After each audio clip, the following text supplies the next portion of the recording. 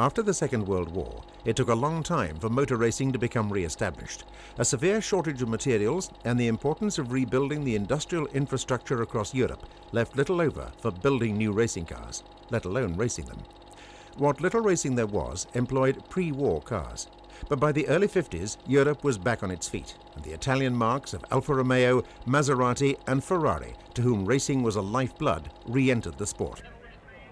Britain, with little tradition of race car building, started small, very small, the tiny Cooper using a 500cc motorcycle engine. But these cars provided a superb training ground for a new generation of young British drivers. An adolescent Stirling Moss, a dentist's son from Tring, appropriately cut his teeth on them, as did a Hawlier's lad from Kidderminster in the West Midlands, Peter Collins. One new star hit the headlines by another route, racing pre-war Rileys and then Cooper Bristol sports cars. The flamboyant, larger-than-life Mike Hawthorn, son of a Farnham garage owner, was the first to make the big time.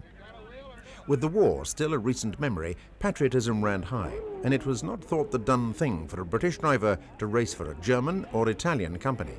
But Hawthorn, with no competitive British car available, signed for Ferrari, and in 1953 won a famous victory in the French Grand Prix. The French Grand Prix motor race at Reims proved to be just about as exciting an event as anyone could wish to see.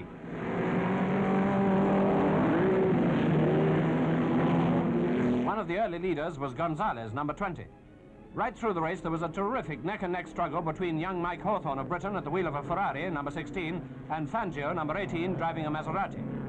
First one, then the other took the lead.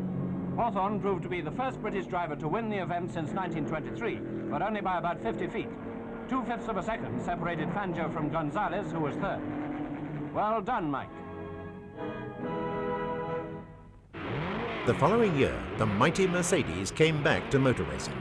The team that had been backed by Hitler before the war was still managed by the rotund Alfred Neubauer and still had that air of determined ruthlessness about it. Fangio was entrusted with the advanced W196 and he swept all before him, taking the second of his 5 world championships.